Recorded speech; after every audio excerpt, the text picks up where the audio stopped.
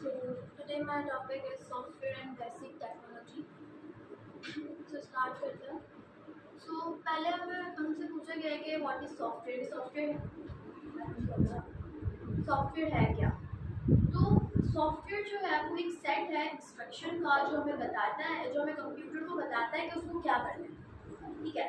तो उसकी टाइप्स हैं, जैसे कि सिस्टम सॉफ्टवेयर हो गया, ऑपरेटिंग सिस्टम कह सकते हैं, एप्लीकेशन सॉफ्टवेयर जिसमें हमारे पास माइक्रोसॉफ्ट ऑफिस आ गया. लैपटॉप में यूजुअली माइक्रोसॉफ्ट ऑफिस होता है ताकि हम कोई अगर चीज़ हमें सेव वगैरह करनी हो तो ताकि हम सेव कर सकें. प्रोग्रामिंग सॉफ्टवेयर आ गया, जैसे कि अभी हम जावा पाइथन कर रहे हैं तो ये प्रोग्रामिंग सॉफ्टवेयर आ गया. तो अब ये जो सिस्टम सॉफ्टवेयर है उसकी एग्जांपल जैसे मैंने बताई कि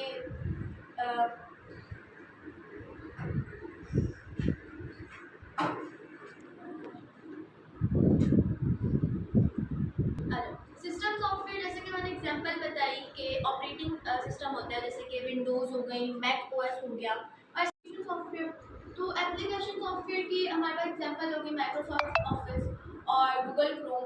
तो इसका फंक्शन यही है कि ये परफॉर्म करता है स्पेसिफिक टास्क जो यूज़र परफॉर्म करता है. जैसे कि गूगल क्रोम पे कोई यूज़र जो है परफॉर्म कर रहा है अपने टास्क.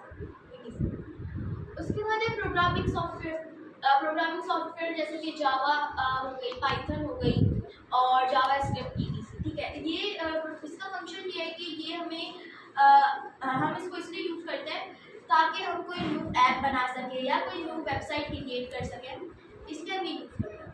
उसके बाद है इंट्रोडक्शन टू कोडिंग. तो कोडिंग हम इसलिए यूज़ करते हैं, कोडिंग जो है वो कोडिंग हम इसलिए लिखते हैं क्योंकि ताकि कंप्यूटर को हम बता सके अपने वर्ड्स में कि क्या काम उसको करना है.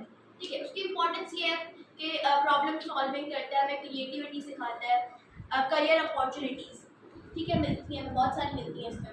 और सिंपल कोडिंग कॉन्सेप्ट ये है कि जैसे उन्होंने बताया स्क्रैच और ब्लॉकली.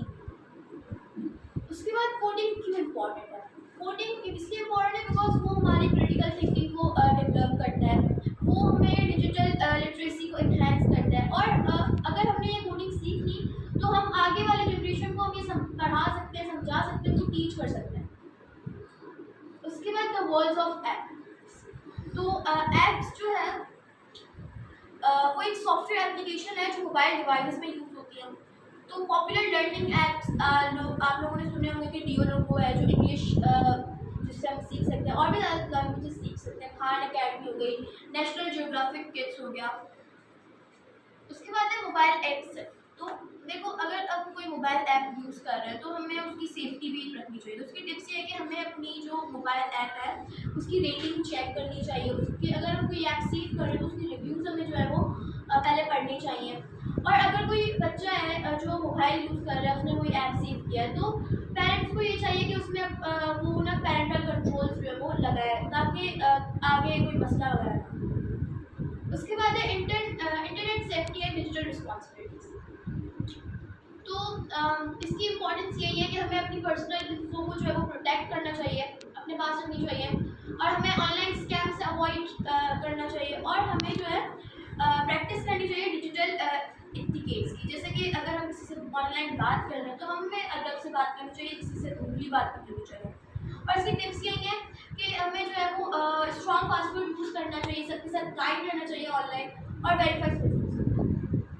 उसके बाद डिजिटल एटिकेट्स, हमें लोगों की रिस्पेक्ट करनी चाहिए ऑनलाइन. जैसे कि हम किसी से ऑनलाइन बात कर रहे हैं तो हमें अच्छे से बात करनी चाहिए, ना कि रूड. हमें अवॉइड करनी चाहिए साइबर बुलिंग. हमें अपनी जो पर्सनल इन्फो है उसको प्राइवेट रखना चाहिए, किसी का शेयर नहीं करना चाहिए.